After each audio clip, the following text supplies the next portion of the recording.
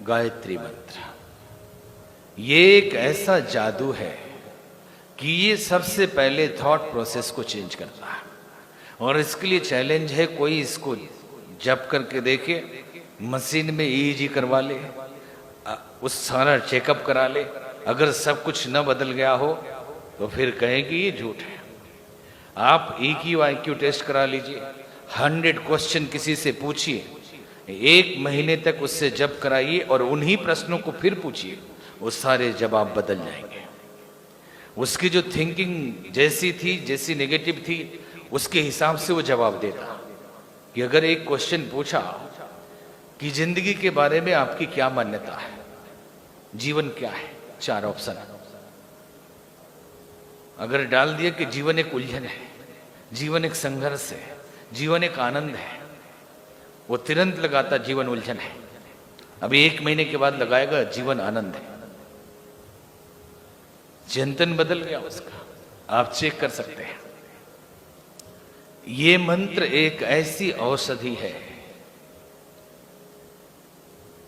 इसे या तो गुप्त रखा गया अथवा इसका विस्तार हुआ तो इस रूप में हो गया कि लोगों ने इसकी उपेक्षा ही शुरू कर दी कि अच्छा गायत्री मंत्र, हाँ घंटी में बजता है, ओहो हमारे कॉलर ट्यून में है, वही वाला भूर्भुवस्व। अरे हम तो बहुत दिन से जानते हैं, नहीं जानते हैं। आपके पास अमृत रखा हो, बोले अमृत वही पानी जैसा हमारे घर में रखा वही वाला, हाँ वही है, पिया कभी? नहीं पिया तो नहीं कभी। पी के देखो, पता चलेगा कि अमर हो जाओगे। मंत्रों की शक्ति अपने आप में अपार होती है। जैसे लॉ ऑफ अट्रैक्शन की चर्चा हम कर रहे थे, विचारों से सब कुछ बदलता, ये भी विचार ही तो है, ये भी शब्द ही तो है, ये भी आकर्षित करते हैं, उस रूप में भी आकर्षित करता है। और दूसरे रूप में कहा जाता है कि पूरे ब्रह्मांड में आज तक हमने जो बोला है, इस सृष्टि में किसी ने भी कभी भी कुछ भी बोला, उसका नाश नहीं होता, वो मौजूद है। इसी आधार पर रेडियो का निर्माण हुआ कि जब वो है तो उस साउंड को पकड़ा जा सकता है उस फ्रीक्वेंसी में, और पकड़ लिया कहीं भी, क्योंकि पूरा ब्रह्मांड एक है, कहीं भी बोलिए कहीं भी चला जाएगा और पूरे ब्रह्मांड में मौजूद रहेगा। लेकिन उसकी फ्रीक्वेंसी सेट करें तो सुनाई पड़ेगा, वो हर जगह है। इससे भी आगे यदि बात करें तो न केवल शब्द, न केवल विचार, दृश्य भी नष्ट नहीं होते, मौजूद रहते हैं। दृश्य मतलब सीनरी, सीन, जो हमारी विजिबिलिटी है, एक बार हम मौजूद हो गए तो खत्म नहीं होते। यहां से उठ भी जाएंगे तो यहां देखने वाला दिव्य दृष्टा बता सकता है कि यहां कौन बैठा था, कब बैठा था, किस मिनट में बैठा था। इसी साइंस का आविष्कार तो ये टेलीविजन है। कहीं बैठा है और ये दृश्य भी पूरे ब्रह्मांड में घूमते हैं, एक जगह नहीं रहते, कहीं भी उस फ्रीक्वेंसी पे उस फोटो को पकड़ा जा सकता है। तभी तो कोई दृष्टा देख के बता देता है कि यहां कौन बैठा था। आपने कोई मूवी देखी होगी, बैक टू फ्यूचर, 3 पार्ट में है, थियरी ऑफ रिलेटिविटी के ऊपर है कि कैसे पास्ट में जाते हैं, कैसे फ्यूचर में जाते हैं। और उसके अंदर पास्ट में जब जाते हैं तो सारे दृश्य मौजूद है, ये भी जा रहा है, जो वर्तमान है ये भी भूत में चला गया, 40 साल पहले पहुंच गया, वो सारे से उसके माता पिता बच्चे हैं, खेल रहे हैं, स्कूल जा रहे हैं, वो गया है देखने। ऐसी एक कल्पना की, ये सत्य है लेकिन कल्पना की कि अगर आप थियरी ऑफ रिलेटिविटी के हिसाब से कोई गाड़ी बनाई जाए, E=mc² के हिसाब से उसमें बिठाया जाए और बैक में अगर जाते हैं तो ये कंडीशन होगा। मतलब वो दृश्य भी मौजूद रहते हैं, खत्म नहीं होता। लेकिन यहां केवल चर्चा ये की जा रही है कि शब्द मौजूद रहते हैं, विचार मौजूद रहते हैं, भाव मौजूद रहते हैं। तो मंत्रों का कार्य क्या है? मंत्रों का कार्य यह है कि एक बार मंत्र का उच्चारण किया जाता है तो वो मंत्र पूरे ब्रह्मांड का चक्कर लगाकर अपने उद्गम पे आता है, जहां से चला है वहां आता है। और जाता तो अकेले है, लेकिन लौट कर अकेले नहीं आता। तो किसको लेके आता है?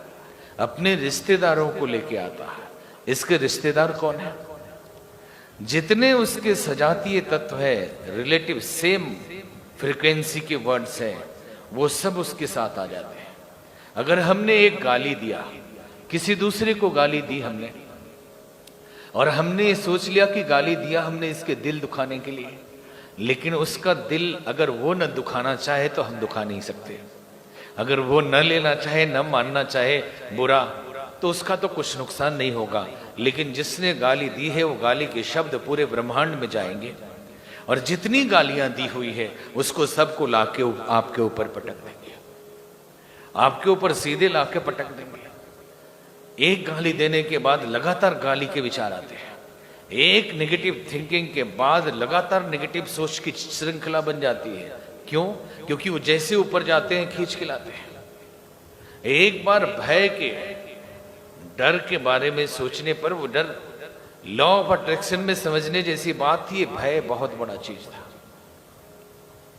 कि जिन चीजों से हम भयभीत होते हैं उसको आकर्षित करते हैं, जिन चीजों से डरते हैं वो होने के लिए हम पक्का कर देते हैं। जिस चीज की शंका हो और डर हो गया, वो काम कभी हो नहीं सकता। आप पूरे ब्रह्मांड में परिस्थितियां वैसी बना देंगे। इसलिए डर बार बार चिंतन करना और डरना, डर को निमंत्रण देना है कि ये डर तुम आ जाओ, स्वागत है तुम्हारा, और वो घटना घटा दो जिससे हम भयभीत हैं। तो यदि डरते हैं तो डर के विचार जाएंगे और डर के विचार ले आएंगे। यदि दुखी होते हैं तो दुख के विचार जाएंगे और दुख के विचार भर के लाएंगे। क्योंकि दुनिया में बहुत लोग दुखी हैं और उनके दुख के विचार रोज ब्रह्मांड में भेजे जा रहे हैं, ऐसी भावनाएं भेजी जा रही हैं। तो जो मंत्र है ये भी वैसा ही एक विचार है। और मंत्रों को, अक्षरों को जोड़कर स्पेशल इफेक्ट जिसमें अधिक फ्रिक्वेंसी है, ऋषियों ने शोध किया, जिनसे चक्रों का जागरण हो सकता है, जिनसे उपत्यकाओं का जागरण हो सकता, जिनसे ग्रंथियों का जागरण हो सकता, जिनसे हमारी प्रकृति बदल सकती, उस वाइब्रेशन से ऐसे मंत्र बनाए। और इन मंत्रों में भी एक खास मंत्र है जिसे आप गायत्री मंत्र कहते हैं। 24 अक्षर, इसमें 24 बीज है। बीज का मतलब क्या होता है? सीड। एक बीज जो बोते हैं, और बीज का मतलब है एक वृक्ष की पूरी संभावना, हजारों फल देने की क्षमता एक बीज है। अगर उसे संरक्षित किया गया, उसे सींचा गया ठीक से, तो हजारों फल देगा और वर्षों देता ही रहेगा। ठीक वैसे ही एक एक आम का बीज बोएंगे तो आम मिलेगा, बबूल का बीज बोएंगे तो बबूल मिलेगा, कटहल का बीज बोएंगे तो कटहल मिलेगा, अंगूर का बीज बोएंगे तो अंगूर मिलेगा। वैसे ही मंत्रों की रचना बीज की ऋषियों ने की कि जिस मंत्र में बीज है धन की तो धन देगा, जिस मंत्र में बीज है ज्ञान की तो ज्ञान देगा, वही फ्रीक्वेंसी मैच कराएगा आपका।